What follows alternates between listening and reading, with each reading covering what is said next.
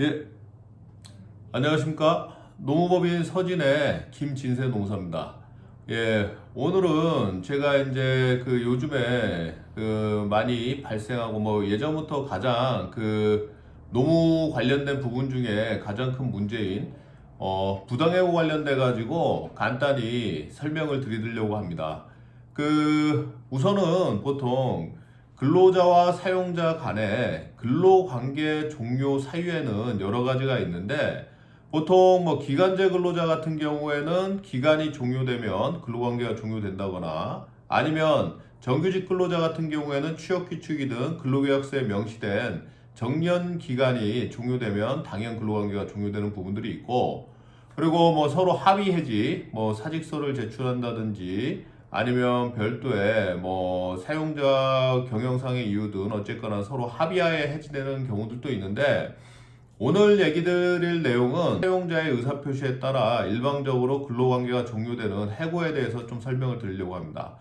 자, 해고는 첫 번째로 정당한 이유가 있어야 되는데 크게 보통 해고가 정당하려고 한다면 크게 두 가지로 조금 나눠서 설명을 드리겠습니다. 첫 번째로 해고의 실질적 사유, 그러니까 정당한 사유가 있어야 되고 두 번째로 해고의 정당한 절차를 거쳐야지만 이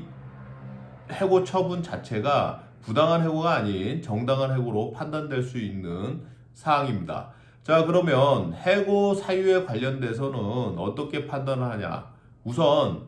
사업장 10인 이상 사업장인 경우에는 취업규칙이라는 회사 내부의 규정이 있기 때문에 그 규정 내부에 해고 사유에 관련된 징계 사유든 아니면 해고 사유에 관련된 내용들이 있다고 한다면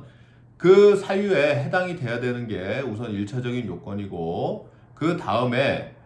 그 회사 내부의 취업 규칙이나 아니면 관련된 규정된 사항만 갖고 모두 이게 해고 사유로 판단돼 가지고 정당한 해고로 할 수는 없고 보통 그 회사 내부적으로 그런 잘못을 했을 경우에 관행적으로 어떻게 해왔고 그리고 사회통념상 보통 징계 양정이 상당히 중요한 부분이 있는데 일반 비슷한 업종이든 아니면 비슷한 인원수를 갖는 사업장에서 그런 행위를 했을 경우에 보통 해고로 판단을 할 수 있는지 없는지 아니면 사회통념상으로 여러 가지로 판단을 실질적인 사유를 판단해야 되는 부분들이 있습니다. 자, 해고 관련돼서 이제 아까 전에 실질적 사유들을 했던 고의성이나 아니면 근로자의 중과실 여부 그리고 그렇게 했던 부분에 대해서 본인의 책임이 얼마나 있냐 아니면 그 행위를 했던 의도나 원인, 동기 여러 가지 부분들을 종합적으로 판단하는 게 이제 실질적 사유에 따라 정당한 사유가 있어야 되는 부분이고 그 다음 두 번째 절차적 사유. 절차적 사유는 보통은 10인 이상 사업장인 경우에는 취업규칙에 인사위원회 개최 여부나 인사위원회 구성 여부, 위원이 몇 명 이상 구성이 되고 그 구성된 위원회 과반수 이상의 출석, 그리고 과반수의 출석위원회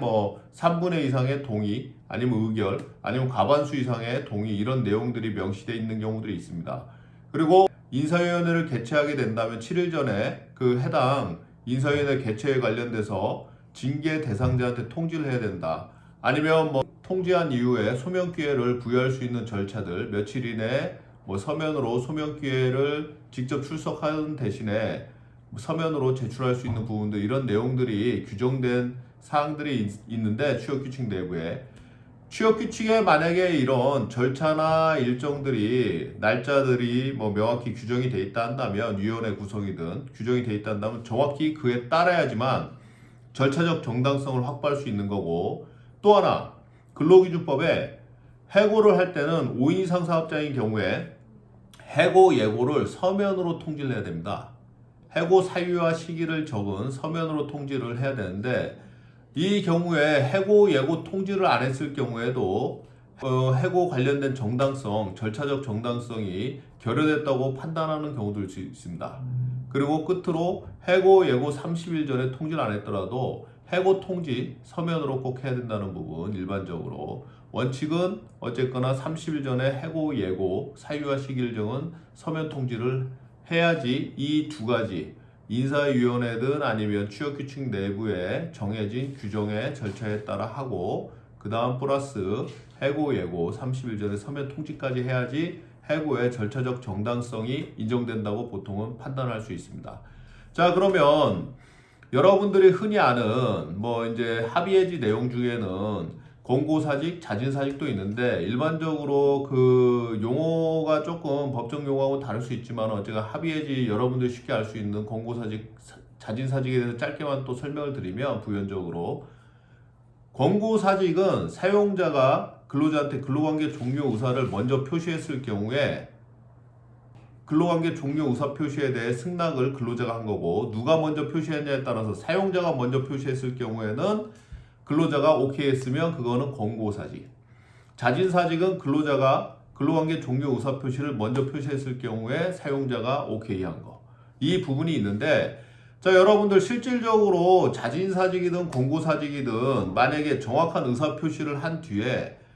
근로자든 사용자든 뭐 보통 사용자가 철회하는 경우도 있겠지만 근로자가 자진사직을 하겠다고 한 다음에 철회를 하는 경우가 있어요. 아니면 명확히 사직서를 안 쓰는 경우가 있습니다. 이랬을 경우에는 이 부분이 해고로 판단될 수 있냐 없냐 여러 가지 문제점이 발생하는 경우가 있어요. 실질적으로도 본인이 사용자와 근로자 사이에서 개인적인 감정이든 아니면 업무를 하는 도중에 문제가 발생해서 근로자가 먼저 그만두겠다고 하는 경우가 있습니다.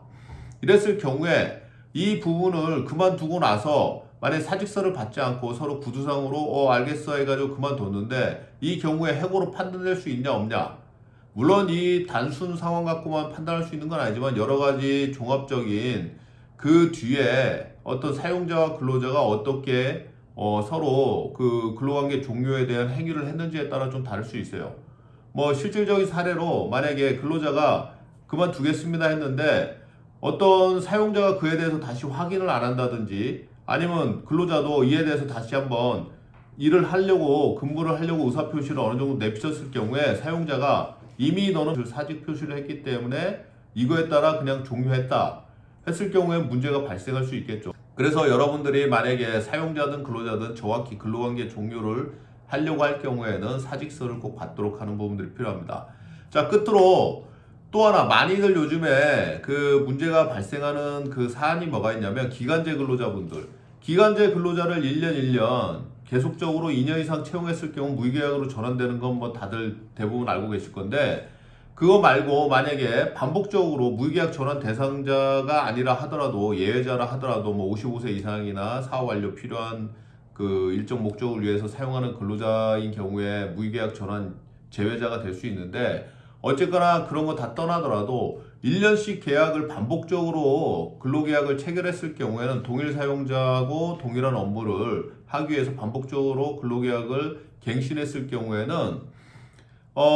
판례나 이 해석상으로 그 근로계약 갱신 기대권이 성립한다고 볼 수가 있습니다. 근로계약 갱신 기대권은 이제 성립하는지 안 하는지는 사업장의 관행 아니면 취업규칙이나 근로계약서에 뭐 기간이 만료될 경우에는 근로계약을 연장할 수 있다 아니면 근로계약이 갱신될 수 있다 이런 뭐 규정들이 있다든지 아니면 기존에 동일한 그 업무나 담당했던 근로자 기간제 근로자에 대해서 근로계약을 갱신했다든지 아니면 그 근로자한테 뭐 평가를 지속적으로 거쳐가지고 뭐 사용자가 근로계약을 갱신할 수 있다는 부분에 대해서 언급을 했다든지 아니면 뭐 확인을 해줬다든지 아니면 그 근로자가 이제 업무 능력이나 아니면 그 근로계약을 하게 된 배경 그리고 근무를 하게 된 원인들에 관련돼 가지고 전반적인 종합적으로 이 근로자가 계약 기간이 1년이 끝나고 나서도 다음에 또다시 근로계약을 갱신할 수 있다는 그런 게 판단이 된다면 이것도 계약 기간 만료에 따라 가지고 근로관계 종료하는 게 아닌 이 부당해고로 구제 신청을 해가지고 판단받는 경우들이 있어요. 그러면 사용자 입장에서는 이런 경우에는 어떻게 해야 되냐 궁금해 하실 거예요. 그럼 짧게만 얘기 드리면 어쨌거나 계약기간 만료에 대해서 이 정확히 근로계약 갱신을 안 한다는 규정이나 문구가 있어야 될 것 같고 관행적으로도 특수한 뭐 평가나 아니면 뭐 여러 가지 규정 내로도 어쨌거나 이 근로자에 대한 근무 능력이나 업무 적응력을 판단해 가지고 객관적인 평가 절차를 거친 다음에 갱신을 하는 부분들이 있다든지 아니면 계약기간 만료 전에 뭐 30일 전이라도 근로계약기간 만료되면 종료된다는 거 확인, 동의를 받든지 아니면 통지를 한다든지 아니면 뭐 사대보험 상실 신고를 정확히 계약기간 만료 이후에 한다든지 뭐 아니면 인수인계를 정확히 받는다든지 여러 가지 근로기간 단절에 대한 뭐 후속 대처가 좀 필요할 것 같고요. 이 짧은 시간에 뭐 해고 관련돼 가지고 모든 거를 설명드릴 수는 없지만은 가장 중요한 거는 사용자든 근로자든 근로계약 기간이 정해졌든 아니면 정규직이든 간에 어떤 문제가 발생했을 경우에는 서로 협의하거나 아니면 원만히 서로 노사 화합해가지고 잘 해결되길 바라며 만약에 문제가 생겼을 경우에는 어쨌거나 그거에 따라 아까 전에 뭐 사용자 입장에서는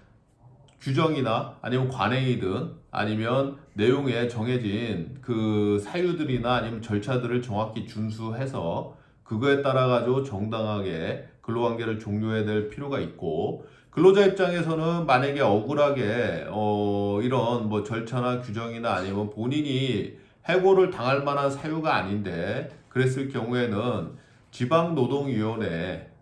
지방노동위원회 제주 같은 경우에는 정부청사 5층에 있습니다. 지방노동위원회 해고 처분을 받은 날로부터 90일 이내에 3개월 정도 되죠. 90일 이내에 부당해고 구제 신청을 할 수 있습니다. 뭐 간단한 내용들로 우선은 얘기 드렸고 어쨌거나 끝으로 다시 얘기 드리면 뭐 해고가 발생하는 일도 없고 뭐 해고에 따라 가지고 피해를 입거나 아니면 사용자 입장에서도 부당하게 해고로 인해 가지고 나중에 문제가 생기지 않도록 서로 원만히 잘 해결하시길 바라며 이상으로 마치겠습니다.